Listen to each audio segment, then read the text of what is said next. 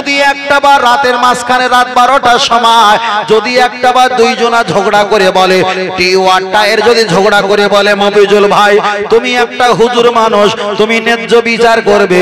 কি ন্যায্য বিচার? আমি টিউ 1 বছর ভিতরে ছিলাম, টায়ের বাইরে ছিল, কত রকমের টালডাংরা বাজার এলাকা, মার্কেট, গাছগাছালি, কত রকমের আনাচে কানাচে রাস্তা দেখেছে। আমি টিউ কি অপরাধ করেছি? আমাকে কেন ভিতরে রাখা হবে? আমাকে 1 বছর নয়, অন্তত 1 ঘন্টার জন্য আমার বাইরে রাখা হোক। বিচার বলে কি বাইরে রাখা দরকার আছে না নাই? আছে তো। টায়ে যখন হেরে গেল যে আমি তো 1 বছর বাইরে ছিলাম, তাহলে 1 ঘন্টা যখন বাইরে আসতে চাইছে অবশ্যই দবা দরকার। ওকে যখন বাইরে দবা হয়েছে টিউকে, আর টায়েরটা যখন ভিতরে দবা হয়েছে, ও ছেলেরা বাইক চালাও তোমরা তো খুব ভালো জানো, এবার পিকআপ ক্লাস দিয়ে যখন হালকা করে কান মোড়া দেবে, 1 আঙুল 2 আঙুল না যেতে যেতে রাস্তায় যত 3 কোনা কাঁকড় আছে ধরে লিক করে দেবে না দেবে না? তাহলে নরম জায়গা পেয়ে অবশ্যই তো লিক করে দেবে। তাহলে এতদিন ওই কাঁকরের উপর দিয়ে লোরাত চালিয়েছিলাম, বুকের উপরে পা দিয়েছিলাম, ওটা ছিল টায়ের, কিচ্ছু করতে পারেনি। আর টায়ের যখন ভিতরে গেছে, টিউ যখন বাইরে এসে, তখন ভাবি বলে একটা চুপাং করে একটা খাবার খেয়ে নিয়েছে। তাহলে এখানে প্রমাণ হয়ে যায় টিউ তুমি নরম জিনিস। আমাদের গায়ে একটা ভিতরে গেঞ্জি আছে না নাই? গেঞ্জি আছে। এই গেঞ্জিটা নরম না জামা নরম? গেঞ্জিটা হলো নরম, এটা হলো পিওর 100% কটন, এটা হলো সুতোর নরম। তাহলে গেঞ্জিটা আমাদের ভিতরে আছে, যা ময়লা লাগবে লাগ, সেটা হলো উপরে জামা লাগ, উপরে জামা লাগ। তাহলে আমরা যদি জামা ভিতরে পরি আর গেঞ্জি যদি উপরে পরে শ্বশুর বাড়ি যায়, নাস্তা পানি কম হবে না বেশি হবে? বড় ভাই বুঝতে পেরেছে যে জামাই রে পাগল রে মেয়ে দিলাম না ভালো মানুষ রে মেয়ে দিলাম? এই জামা যদি উপরে ভিতরে পরি আর গেঞ্জি যদি উপরে পরি, পয়কার গল কি অবস্থা লাগবে, কি অবস্থা। এবার জায়গা মতো যায় হালকা করে। ও আমার বাঁকুড়া জেলা সোনামানিকেরা, তাহলে টিউ যদি বাইরে দোবা হয় আর টায়ের যদি ভিতরে দিলে কোনো নিরাপত্তা যদি না থাকে, তাহলে 1টা বছর টায়ের চলেছে, টিউর কিছু হতে দেয়নি, ক্ষতি হতে দেয়নি। ও বাপজিরা, তাহলে এখানে প্রমাণ হয়ে গেল পুরুষ হলো টায়ের, এরা হলো শক্তিশালী, এরা হলো পাওয়ারফুল, আর টিউ হলো নারী, ওরা হলো দুর্বল, ওরাই হলো দুর্বল, ওরাই হলো নরমযুক্ত জিনিস, ওরাই হলো দুর্বল। তাহলে আমি আপনার কাছে বোঝাতে চেয়েছি, আল্লাহ নবী একটা হাদিস শরীফ বললেন, আন্নাল মারআতা ইযা বালাগাতিল মাহিদা, একটা মেয়ে যখন সাবালক সাবালিকা হয়ে যাবে, লা ইসলিহা আইয়ুরা ইল্লা হাজা হাজা ওয়া হাজা, ওই নারীটার মুখমণ্ডল আর হাতের কবজি আর পায়ের কবজি 3টে অঙ্গটা ঢেকে রাখতে হবে। 3টে অঙ্গটা বাড়ি পরিবার খুলে রাখতে পারে, আর বাড়ি পরিবার ছাড়া আদার্স অন্য জায়গায় গেলে ওটা আপনাকে খুলে রাখতে পারবে না, ঢাকা দিতে হবে। ও আমার মায়েরা যারা অজনসিয়া শুনছো, আমার মা জানেরা, বুবু জানেরা, খালা আম্মারা, আপনারা যারা অজনসিয়া শুনছেন একটু মাথায় ভালো করে রাখেন। আপনার মেয়ের আপনি ফোন কিনে দিয়েছেন, একটা ফোন কিনতে হয়তো 20,000 15,000 টাকা নিয়েছে। আপনার বোনের আপনি রিচার্জ করে দিয়েছেন 5G, হয়তো 299 কিংবা 339 49 টাকা রিচার্জ করে দিয়েছেন।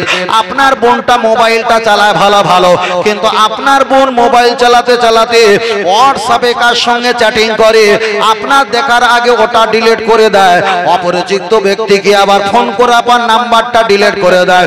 আপনি ভাই হয়ে জানতে পারলেন না। চলেন আমি আপনার কাছে একটা হাদিস পড়ি। নবী আমার একটা হাদিস শরীফে বললেন, মান সান্না সুন্নাতান হাসানাতান ফালাহু বিজরুহা ওয়া বিজরু মান আমিলা বিহা আও কামা ক্বালা আলাইহিস সালাম। ও আমার দেখা যায় ভাইরা, তোমার বোনে তুমি মোবাইল কিনে দিয়েছো, আমার চাচাজি তোমার মেয়েকে তুমি মোবাইল কিনে দিয়েছো, তোমার বোন তোমার মেয়ে মোবাইল মোবাইলে যতটা ছেলের সঙ্গে চ্যাটিং করবে আর চুম্মু খাবে আর ভালোবাসবে সব কোটা গোনা তাদের হবে। আর তুমি মোবাইল কিনে দেওয়ার বিনিময় পাপের কাজ যত সুবিধা হয়েছে অতটা গোনা তোমার নামায় আমালে আসবে আসবে। তাহলে একটা ছেলে আর একটা মেয়ে রাতের বেলা যখন কথা বলে 1-2 ঘন্টা কথা বলার পর ওরা আবার একটু মোটামুটি মুখটা তুলে তাদেরকে চুম্বন মোহাব্বত ভালোবাসা দেখায়। আমি আপনাকে বোঝাতে চেয়েছি নবী আমার একটা হাদিস শরীফ বললেন লানাতাল্লাহাল লানাতাল্লাহান নাজুরি ইলাই, একজনের যদি খারাপ নজরে তাকানো হয় বদ নজরে তাকানো হয় খায়েশ নফসে যদি তাকায় আমার আল্লাহ উভয়ের প্রতি আল্লাহ বড় দেখা যায় গজব দান করে গজব দান করে। তবে আমি আপনাকে বলছি আপনাদের মেয়েদেরকে আপনি বিবাহ দেবেন। আল্লাহ নবী বলেছেন একটা মেয়ে যদি কারো যদি 5টা মেয়ে হয় আর 5টা মেয়ে যদি 2 পাঁচার মাঝখানে 2 ঠোঁটের মাঝখানে ইজ্জতার জবানকে হেফাজত করে কোন স্বামীর কাছে যদি তুলে দিতে পারে আল্লাহ নবী বলেছেন 8টা জান্নাত দেওয়া হবে। ইচ্ছা অনুযায়ী যে কোনো দয়ার জান্নাতে যেতে পারবে। আবার সাহাবীরা নবীকে জিজ্ঞাসা করলেন ইয়া রাসূলুল্লাহ আমার তো একটা মেয়ে তাহলে কি আমি জান্নাত পাবো না? আল্লাহ নবী বললেন তোমার একটা মেয়েকে যদি তোমার ইজ্জত তোমার মেয়ের ইজ্জত তোমার জবান দেখা যায় 2 ঠোঁটের মাঝখান 2 পাঁচার মাঝখান এই জবান আর ইজ্জত তোমার মেয়ে যদি ঠিক রাখতে পারে তুমি যদি গাইড করতে পারো ওই মেয়েটা বিবাহ হলে ওই মেয়ের বিনিময়ে আল্লাহ তোমাকে জান্নাত দান করে দেবে। ও বাবাজিরা আমি বোঝাতে চেয়েছি সমাজের দিকে তাকিয়ে দেখো একদিকে মা অন্যজনের সঙ্গে প্রেমে মত্ত হয়ে গেছে, মেয়ে আর একজনের সঙ্গে প্রেমে মত্ত হয়ে গেছে, বাপও আবার অন্যজনের সঙ্গে প্রেমে মত্ত হয়ে গেছে। কেউ কারো বিচার করার মতো ক্ষমতা নেই, বলার মতো ক্ষমতা নেই। তাই আমরা কঠিন যুগে বসবাস করছি। তবে খবরদার জেনে রেখে দাও ছেলেদেরকে বলছি ছেলেরা আমার যুবকেরা যারা আমাকে ভালোবাসেন আমার বাঁকুড়া জেলা সোনার মানিকেরা তোমরা যে মেয়েটাকে বিবাহ করবে ওই মেয়েটার চেহারা দেখে আর টাকা পয়সার গেটআপ দেখে পাগল হবে না। কেন দেখা যায় সুখ হয় দেখা যায় অল্প দিন আর দুঃখ পেতে হয় বেশি দিন। জ্ঞান গুণ 6 মাস কপালে দুঃখ 12 মাস। তাই আমি আপনার কাছে বলছি মেয়েটার বিবাহ করার আগে আল্লাহ নবী বলেছেন 4টে গুণ দেখে বিবাহ করবে। 1 নম্বরে হলো ওই মেয়েটা সুন্দর চেহারা আছে কিনা, তারপরে বললেন মেয়েটা ধার্মিক কিনা, 3য় নম্বরে বললেন মেয়েটার বংশের পরিচয় ভালো কিনা, 4র্থ নাম্বার বললেন মেয়েটার অর্থ টাকা পয়সা আছে কিনা। তাহলে এখানে আপনার 4টে গুণ দেখে বিবাহ করতে হবে। তবে যে মেয়েটার কাছে মোবাইল আছে দামি মোবাইল খোঁজ নিয়ে দেখতে হবে মেয়েটার অর্থ কিভাবে এসছে, কোন ব্যক্তি এনাকে অর্থ দিয়েছে এত টাকা পয়সা দিয়েছে, তাহলে ভালো আর খারাপ ধরা যাবে। 3য় নাম্বার হলো মেয়েটার বংশ পরিচয় দেখতে হবে। ওর বাপ যখন বিয়ে করেছিল বাংলাদেশের মেয়েকে পালিয়ে নিয়ে বিয়ে করে যদি করে তাহলে তার গর্ভে সন্তান ভালো নাও হতে পারে, তাহলে তার বংশ খানদানটা দেখতে হবে। 3য় নাম্বার মেয়েটা দেখা যায় রূপ চেহারা দেখতে হবে। আল্লাহ নবী পরে বললেন ও আমার সাহাবীরা মেয়ের টাকা না থাকতে পারে, বংশের পরিচয় নাও ভালো হতে পারে, মেয়েটা দেখা যায় সৌন্দর্য চেহারা নাও হতে পারে, মেয়েটা যদি ধার্মিক হয়, মেয়েটা যদি ভালো হয়, মেয়েটা যদি সৎ হয় আল্লাহ নবী বলেছে ওই ঘরটা আল্লাহ জান্নাতের মতো রহমত আর বরকত দিয়ে পরিপূর্ণ করে দেবেই দেবে। জোরে বলেন সুবহানাল্লাহ, আর একটু জোরে বলেন সুবহানাল্লাহ। আমি আপনার কাছে বোঝাতে চেয়েছি যে মেয়েটাকে বিবাহ করবেন আগে চিন্তা করে নাও তার মা পর্দা করে কিনা, তার বাপ 5 ওয়াক্ত নামাজ পড়ে কিনা, তার মা 5 ওয়াক্ত নামাজ পড়ে কিনা। ওই রকম বাড়ির মেয়েকে যদি একটাবার আপনি বিবাহ করেন নিশ্চয়ই একদিন না একদিন নামাজি হবে হবে হবে। আমি আপনাকে বোঝাতে চেয়েছি। তবে বিয়ে করে আপনারা টাকা নেবেন না।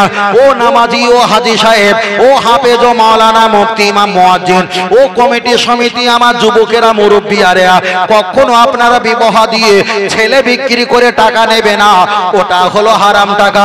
কিন্তু আমাদের সমাজে এমন কিছু দুদকলা চিটিংবাজ বাপ তৈরি হয়েছে, আমি টাকা চাবো না, আমার ছেলের বোনায় তিনি টাকা চেয়ে নিয়েছে, আমার শালা আমার ছেলের মামো তিনি টাকা চেয়ে নিয়েছে, আমার দুলা ভাই তিনি টাকা চেয়ে নিয়েছে। মানে হারামখোর দূরে আছে আর ছোট হারামখোর দিয়ে কাজে লাগিয়েছে। না না, এটা হারাম, চলবে না চলবে না চলবে না। আমার যুবকেরা আমি আপনাদের হাতে ধরে পায়ে ধরে বলছি, আপনার বন্ধু বলবে অমুক হুজুর বিয়ে করে টাকা নিয়েছে তুমি টাকা লাও, আপনার বোন বলবে কত আলেম হাজী সাহেব টাকা টাকা নিচ্ছে, তুমি টাকা নাও। আপনার বোনাই বলবে বাবু তুমি টাকা নাও, টাকা নাও, বিয়ে করে টাকা নাও। আপনার বোনের মুখে কালি দাও, আপনার বাপের মুখে, মায়ের মুখে, দোলা ভাইয়ের মুখে, বন্ধু আত্মীয় পরিবারকে মুখে কালি দাও। কেন আমার নবী বলেছে বিবাহের পণ নেওয়া দেওয়া উভয় হারাম, উভয় হারাম। আমার নবী যেটা বলেছে সবাইকে ঠেলে ফেলে দিয়ে আমার নবীর নিয়মটা যদি একটাবার পাকড়াও করতে পারি, মানতে পারি, আমল করতে পারি, দুনিয়াতেও শান্তি, কবরেও শান্তি, হাসরের ময়দানে শান্তি। তাহলে দুনিয়াতে যে বাপ মা তোমাকে বলেছে তুমি বিয়ে করে 2-5 লাখ টাকা 2 লাখ টাকা লাও, কিয়ামতের দিন আপনি যদি আপনার বোনের কাছে যাও, বোন তোমরা তো বলেছিলে বিবাহের টাকা নাও, কিন্তু আল্লাহ তো বলেছে হারাম টাকা। বিয়ের টাকা যদি আপনি বাইক কেনেন, ওই বাইক চেপে নামাজ পড়লে নামাজ হবে না। আপনি শ্বশুর বাড়ি যদি জোর করে টাকা নাও, ইশারা ইঙ্গিতে কারো কাছ থেকে চেয়ে যদি টাকা নাও, আপনি ঘরে সাথ দিলে শরীয়তের মাসলা হলো জায়গা কাপড় শরীর কত কেবলা সতর ঢাকা, জায়গাটা পবিত্র হতে হবে। তাহলে শ্বশুর বাড়ির চাওয়া পয়সা হারাম, ওখানে আপনি নামাজ পড়লে নামাজ হবে না। আপনি যদি বলেন হুজুর শ্বশুরবাড়ির কাছ থেকে একটা মোবাইল আমি কিনে নিয়েছি, জোর করে নিয়েছি দেবে না, জোর করে মোবাইল নিয়েছেন, এটা হারাম। আর হারাম জিনিস পকেটে রেখে নামাজ পড়লে নামাজ হবে না। এক কথায় বলা যায় একটা শুকর আছে 50 কেজি ওজন, ওটা যেমন হারাম, আর শুকুরের বাচ্চা যদি 5 কেজি হয় ওটাও হারামের বাচ্চা, হারাম। 3 লাখ টাকা নিলে ওটা হারাম, ঘরে ছাদ বানিয়ে নিলে ওটাও হারাম, একটা সুতো নিলে 1 টাকা নিলে, একটা জুতো চেয়ে নিলে এটাও হারামের বাচ্চা, হারাম হারাম হারাম। ফুরফুরা শরীফে মুজাদ্দিদ জামান দাদাবি রহমাতুল্লাহ আলাইহি তিনি বলেছেন, বসিরাট আল্লামা রহমাতুল্লাহ আলাইহি তিনি ব্যাখ্যা করে বলেছেন, কেউ যদি হারাম জিনিস একটা বার বিসমিল্লাহ বলে খায় তার ঈমান চলে যায়, বেঈমান কাফের হয়। হুজুর আবার ব্যাখ্যা করে বলেছে যদি জানতে পারে এটা হারাম, বিসমিল্লাহ বলে যদি না খায় তার 40 দিনের ইবাদতটা নষ্ট হয়ে যাবে। তাহলে বিসমিল্লাহ বলে খেলে কাফের হবে, বিসমিল্লাহ বলে না খেলে এক একটা লোকমা, এক একটা গালে, এক একটা মোটায় 40 দিনের ইবাদতটা নষ্ট হয়ে যাবে। আর আপনি যদি বিসমিল্লাহ বলে খাও, ঈমান আমল সব শেষ হয়ে যাবে। তাই আমি আপনাকে বলছি, আল্লাহ আপনাদের টাকা দিয়েছে, অর্থ দিয়েছে, সময় সম্পদ দিয়েছে, গাড়ি বাড়ি জমি জমা অনেক কিছু দিয়েছে। আপনার ছেলে সুখের দিকে তাকিয়ে ও আমার আব্বাজি আম্মাজি কখনো বের বাড়ি থেকে টাকা পয়সা নেবে না, নেবে না। আর যারা ছেলের বিয়েতে টাকা নেয় তারাই তো পাটা বিক্রি করে টাকা নেওয়াটাই সমান হয়, ঠিক না বে ঠিক? বাবা যদি বলেন মেয়ে ছেলের থেকে মেয়েদের মানুষ করতে হয় বেশি কষ্ট করে, তার কারণ হলো ছেলের হাত ভেঙে গেলে কোনো যায় আসে না, কিন্তু মেয়ের হাত ভেঙে গেলে বিবাহ দেওয়া কঠিন হয় না, হয় না? এই যতগুলো বাপ বসে আছে আপনার ছেলের বিয়ের জন্য টাকার জন্য লাফালাফি করছেন, আপনি হিসাব করেন বাজার থেকে কলকাতা থেকে আসার সময় মেয়ের দিকে তাকিয়ে খাবার নিয়ে এসেছিলেন না ছেলের দিকে? মেয়ের দিকে আপনি সবচাইতে ভালো জামা বার করতে বলেছিলেন দোকানে গিয়ে, ছেলের জন্য না মেয়ের জন্য? আগে বলেছে মেয়ের জন্য। আপনি ছেলেকে জানা কোলে নেন, তার চাইতে মেয়েকে বেশি কোলে নাও। ছেলে হয় মার পক্ষে আর মেয়ে হয় বাপের পক্ষে। তাহলে আপনি বলেন আপনি তো একটা মেয়ের বাপ, তাহলে আপনি কি করে আপনার ছেলেকে বিবাহ দিয়ে টাকা নেবেন? ফের বলছি, যারা বিবাহ দিয়ে বোনের টাকা নিজে না চাইলে অপরকে দিয়ে চাইয়ে নেয়, এটা যদি নিজে চাওয়া যদি হারাম হয়, অপরকে দিয়ে চাইয়ে নেওয়া এটাও হারামের বাচ্চা, হারাম। যদি একটা শুকর 50 কেজি ওটা হারাম, 5 কেজি ওটা হারামের বাচ্চা, হারাম। বোনের টাকা চেয়ে নেওয়া চলবে না, চলবে না। ওই বাড়িতে যখন বিবাহ হবে ওই টাকা নিয়ে খাওয়াবে, ওটাও হারাম। ইমাম সাহেব মুয়াজ্জিনদের বলবো কখনো তোমরা বিয়ে শাদী পড়াবে না, কেন অনেক জায়গায় পনের টাকা নেওয়া হয় না। আল্লাহ আমাদের যুবকদের বোঝার তৌফিক দেন। সকলে বলেন আল্লাহুম্মা আমিন। একটু তাকবীর দেন, নারে তাকবীর। আর একটু জোরে বলেন নারে তাকবীর।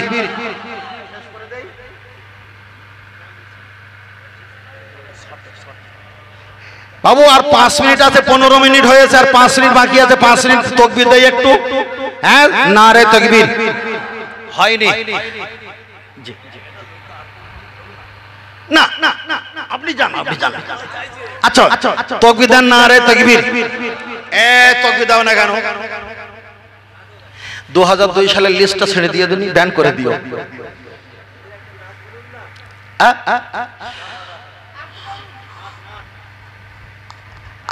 নাচ শুনবে তো একটুখানি বলি, নাচ ছেলেরা শুনতে চাই একটু বলি, তবে সবচাইতে ভালো করে খেয়াল রাখতে হবে। ডাক্তারের দোকানে ডাইজিন ওটাও একটা বড়ি, আর একটা হলো প্যারাটাসিমল কি বলে প্যান্ডি, ওটা একটা বড়ি। তবে কোনটার প্রয়োজন, ডাইজিন না প্যান্ডি, কোনটা? প্যান্ডিটা প্রয়োজন, প্রতি মানুষের দরকার হয়। আমাদের সমাজে যদি 4টে করে গজল বলি, 5 মিনিট যদি যায়, 4 5 20, মানে আধা ঘন্টার কপালে বাস পড়ে গেল। আমরা বলবো গজল প্রথমে একটা হোক, শেষে একটা হোক, তাতে শ্রোতা থাকুক আর দূর হয়ে যায়। যাক, এলাকায় যা পাপাসার আছে সেই পাপাসার নিয়ে কোরআন হাদিস দিয়ে বক্তব্য দেওয়া হোক। কথা বুঝতে পেরেছি? আর না তো হুজুরগুলো উর্দুতে গজল বলছে। হুজুরে যদি উর্দু কেতাব দেওয়া হয়, হুজুরের 14 গোষ্ঠী উর্দু পড়তে পারে না। উর্দুতে গজল বলে না? হ্যাঁ, উর্দু গজল বলে, উর্দুতে গজল বলে। আর আপনি শুনে মনে করছেন হুজুর উর্দুতে গজল বলছে, ওই হুজুর কি উর্দু কেতাব দাও, বাপের কি ভাই পড়তে পারবে না।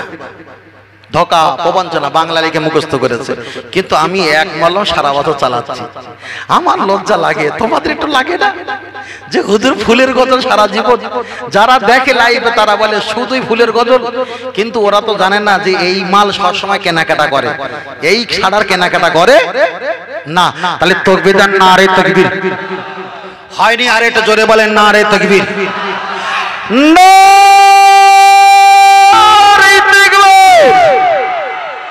তকবীর হয় না বাবু, একটু বাড়িয়ে দাও, দিনকাল ভালো না। পিছন থেকে ভাই তকবীর হবে তো? ঠান্ডা কি পড়েছে? এই দেখেন আমি হাওয়া খাচ্ছি, জামার বোতাম খুলে, কি এখন ঠান্ডা লাগছে ভাই, বুঝলেন না? আর তকবীর হবে তো হাত তুলে, আমার যুবকেরা 5 মিনিট হাত তুলে তকবীর হবে তো? মাশাআল্লাহ।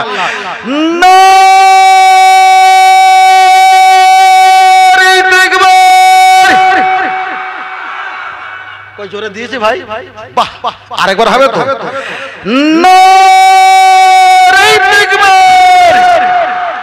আহলে সুন্নাত আল জামাত, সিলসিলাহ ফুরফুরা শরীফ, মদিনা মক্কা শরীফ, আল কোরআনের আলো, আল হাদিসের আলো, বাঁকুড়া জেলায় জামাইপাড়া প্রথম বার্ষিকী মহান ইসাল্লে সওয়াব, প্রথম বার্ষিকী মহান ইসাল্লে সওয়াব, নারে তাকবীর। মাশাআল্লাহ, আল্লাহ কবুল করেন, বলেন আমিন। আর একটু জোরে হবে না? এই কটা 250 টাকা দিলে 21 টাকা হয়? ওই দেখো, কটা 250 টাকা দিলে 21 টাকা হয়? হয় না? হয় না? হয় না? আপনাদের এদিকে বিয়ে করতে আসতে গেলে আবাসে গেট করে, বিয়ের গেট গেট করে তো 1,500 টাকার গেট করে আর 9,000 টাকা নেয়। বিরাট চিটিংবাজি ব্যবসা, ব্যবসা ভালো না? আর যদি বলা হয় চাচা আপনার মেয়ের বিয়েতে গেট করলো কেন? বাবা ও ছেলেরা করেছে, আমি জানি না, মানে পাকা ইবলিস, পাকা ইবলিস। শোনেন, মশলাটা শিখে রাখো, মেহমানকে কষ্ট দেওয়া হলো সবচাইতে কাবিরা গুনাহ। মেহমানকে কষ্ট দেওয়া হলো কাবিরা গুনাহ, গুনাহ। আচ্ছা, আপনাদের জামাই পড়ায় এখন আমার জামাই বিয়ে করতে আসবে আপনাদের বাড়ি, ওই এটা কোন থানা? তালডাংরা, বাঁকুড়া জেলা থানা, তালডাংরা থানা অন্তর্গত, বাঁকুড়া জেলা তালডাংরা থানা, জামাইপাড়া গ্রাম নিবাসী মোহাম্মদ শেখের তৃতীয় কন্যা মোসাম্মদ খাতুনকে 5,001 টাকা দেন মহারের রেওয়াজে 2 জন সাক্ষ্য সহ তোমার কাছে আসিয়াছে। তুমি রাজি হইয়া সাক্ষ্য দিকে সম্মুখে বলুন, শরিয়াত মোতাবেক অনুযায়ী নিকাহ শাদী বিবাহ আল্লাহর রাস্তায় কবুল করিলাম। বিয়ে কে পড়ায়? বিয়ে কে পড়ায়? মুরব্বী বিয়ে কে পড়ায়? কার নাম বলেছে? ইমাম সাহেব। হ্যাঁ রে বাবু, ইমাম সাহেব বিয়ে পড়ায় নাকি? ঠিক বলেছে, ঠিক বলেছে।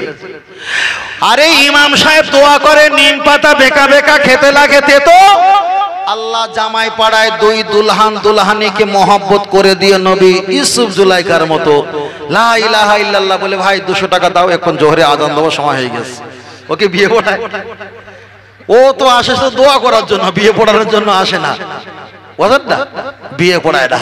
তারপর কাজী সাহেব, যদি রাত 1টার সময় বিয়ে হয় তাহলে 2,500 টাকা নেবে, আর সবার সামনে যদি বিয়ে হয় হয়তো 800 টাকা নেবে, মাল যেরকম পারে সেখান থেকে কাঁচি ঘুরে নেবে।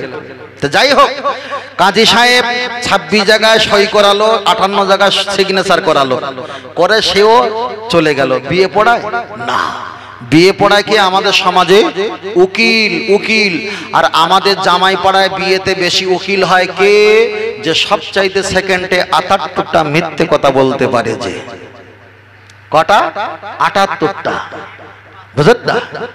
পাক্কা চিটিং বাজ, এগ্রেক চিটিং বাজ, বিড়িখোর, হ্যাঁ পাক্কা চিটিং বাজ, একদম বাঁদরামোর জমে একটা কথা সত্যি কথা বলে না। বিয়ের জন্য উকিলের জন্য সবার আগে তাকে পোস্টিং করা হয়, মানে সারা জায়গায় জ্বালিয়েছিস, আমার জামাইটারও জ্বালা। তবে বলছি যে বিয়ে হয়নি এটা না, বিয়ে হয়েছে। তবে আগামী দিনে হাফেজ, আলেম, ওলামা, হাজি, নামাজি, ছেলেকার মাস্টার, ডাক্তার, এটা শিক্ষিত ছেলেদেরকে নিয়ে বিবাহ কাজটা সমাধা করাবে। তবে ধোঁকাবাজ প্রবঞ্চনা করবে না। তবে বিবাহের সময় আপনারা আমরা ছেলেরা বোঝে না, একটু গেট করে ফেলে। গেট করা হারাম। কেন হারাম? মেয়ের বাপ বলেছে তোমরা বিষ্ণুপুর থেকে আসবে, কার্তিক মাসের 3 তারিখে আসবে। কটার দিকে আসবো? ছেলের বাপ জিজ্ঞেস করছে কটার দিকে আসবো? তোমরা সকাল সকাল বার হবে, অন্তত 1টার সময় এখানে আসার চেষ্টা করবে। আচ্ছা আমরা কজনা আসবো? তোমরা খুব জোর 70 জন এসো। তাহলে মেয়ের বাপ ডেট দিয়েছে, মেয়ের বাপ 12 বলে দিয়েছে। কখন এসে আমরা খাবো কাঁসড়ে অন্তরে সেটাও বলে দিয়েছে, কতজন আসবো সেটাও বলে দিয়েছে। কি চুলকুনিতে এতগুলো বলার পর তোমার দরজার কাছে গেট করা থাকবে? কথা বোঝাতে পারিনি? তুমি তো দাওয়াত দিয়েছো, ডেট দিয়েছো, মাস দিয়েছো, তারিখ দিয়েছো, কতজন আসবে তাও বলে দিয়েছো। আর তোমার গেটের কাছে বাচ্চারা এসে টেবিল ফেলে দিয়ে আটকে দেবে, কি হুরুস করতে? পাকামো না? পাকামো। ফের বলছি, যারা মেহমানকে দাওয়াত করেছে, এত কিছু করার পরে রাস্তায় যারা বাধা দেয়, এরা হলো বেজম্মা সন্তান। বেজম্মা সন্তান। যদি বলে দলিল, দলিল দেবো, চলেন ছোট করে দলিল দেই। নবী ইউসুফ আলাইহিস সালাম 11 ভাই, 11 ভাইয়ের ভিতরে 11 ভাই একজন তো ছিল নবী ইউসুফ আলাইহিস সালাম, আর বাদ বাকি কটা ভাই রাস্তা দিয়ে হেঁটে যাচ্ছে, আর একজন বাড়িওয়ালার পাশ দিয়ে। একটা ভাই বলেছে ভাই এই রাস্তা দিয়ে না একটা গরু হেঁটে গেছে, আর বাড়িওয়ালা জানে আমার গরু চুরি হয়ে গেছে, আর এরা বলছে এই রাস্তা দিয়ে একটা গরু হেঁটে গেছে। এখন বাড়িওয়ালা ধরবে না ছাড়বে? ধরবে। আর একটা ভাই বলছে চুপ কর, গরু হেঁটে গেছে তা কি হয়েছে, ওর পেটে বাচ্চা আছে। বাড়িওয়ালা বলে হারি সর্বনাশ, আমার পেটে বাচ্চা আছে, তাহলে এরা কি করে জানে? নিশ্চয়ই এরা নিয়েছে। বিপদ কি করে আসে দেখো। আর একটা ভাই বলছে ভাই গরুর পেটে শুধু বাচ্চা নেই, ওর কিন্তু ডান চোখ কানা আছে। বাড়িওয়ালা বলতো সর্বনাশ, তো এরা তাহলে ভাই ভাই একসঙ্গে চুরি করে। হ্যাঁ, সব কিছু হয়ে গেল, রাজ দরবারে নিয়ে গেল। জিজ্ঞাসা করছে তোমরা জানলে কি করে? নবী ইউসুফ আলাইহিস সালামের ভাইরা বলেছিল, পায়ের ছাপ দেখে বলেছিলাম এটা গরু গিয়েছে, এটা গরুর ছাপ। কবে গিয়েছে আমরা জানি না, তবে পায়ের ছাপ, পিছনেরটা অনেক ভারী ছিল গর্ত, সামনেরটা গর্ত হালকা ছিল, তবে নিশ্চয়ই ওর পেটে গর্ভে বাচ্চা সন্তান ছিল, এটাই আমরা ধারণা করেছি। ডান দিকে তরুণতা ঘাস ছিল, খাইনি।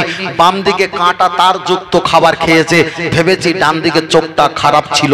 তারপরে রাজ দরবারে নিয়ে গেছে, যে রাজ দরবারে নিয়ে গেছে সে ওদেরকে রৌদ্র জায়গায় বসিয়ে রুটি আর মধু খাচ্ছে, রুটি আর মধু। আর তার ভিতর দিয়ে একজন বলেছে সেই দেখো, হ্যাঁ হাজার বাপের জন্মিত বাচ্চা দেখো কিভাবে রুটি খাচ্ছে। কাকে বলেছে? বাদশার বলেছে। বাদশা তখন রেখে দিয়ে কাঁদতে কাঁদতে এসে বলল, আমি ছোট থেকে শুনেছি নাকি আমি বেজম্মা সন্তান, তোমরা কি করে বললে বেজম্মা, জানো কি করে? তখন বলেছিল আমরা দোষ করতে পারি, আমার বাপ হলো ইয়াকুব তিনি নবী, আমার ভাই হলো নবী ইউসুফ তিনি নবী। একদিকে আমরা বাপের নবীদের বাপ, অপরদিকে আমরা নবীদের ভাই, আমাদের দোষ নেই। যদিও দোষ হয় আমাদেরকে মেহমান হিসাবে তোমার দরবারে নিয়ে এসছো, আর মেহমানকে না খাবিয়ে দরজা আটকে তুমি খাচ্ছ, এটা জন্মের গোলমাল না হলে সেই কাজ করতে পারে না। তাহলে তুমি একটা মেয়েকে বিবাহ দেবে, একটা ছেলেকে বিবাহ দেবে, তারা বিষ্ণুপুর থেকে আসবে, তারিখ দিয়েছো, ডেট দিয়েছো, সাল দিয়েছো, মাস দিয়েছো, কতজন আসবে সেটাও বলে দিয়েছো। আবার ছেলেদেরকে টেবিল দিয়ে বলছো ঢোকা যাবে না, 2000 টাকা না দিলে। এর কি জন্মে ঠিক আছে? এর জন্মে ঠিক আছে? বাঁদরামো করলে হবে না। কোরআন হাদিসে যদি বলি তখন বলবে হুজুর আপনার মুখের ভাষা খারাপ। আর যারা মুখের ভাষায় তেল লাগিয়েছিল, ভেলিগুড়ের পানি দিয়েছে, রোগীও মরিনি, রোগও সারেনি, তোমার 5 হাত ছেড়ে বাড়ি চলে গেছে। কথা বোঝাতে পেরেছি? এটা তাকবীর আর নারে তাকবীর। আর এটা জোরে বলেন নারে তাকবীর। হবে একটু সালাম পড়ে নেই, হবে সালাম পড়ে নেই। সালাম বসে হবে না শুয়ে শুয়ে হবে? কথা বলে না, দাঁড়িয়ে হবে। তাহলে আমার সোনা ভাই, আমার বড় ভাই দাঁড়িয়ে আছো ছেলেরা, আপনারা একটু ভেতরে আসবেন তো বাবু, আসেন একটু সালাম পড়ি। আসো পিছনের ভাইয়েরা আসো। ইয়া নবী সালাম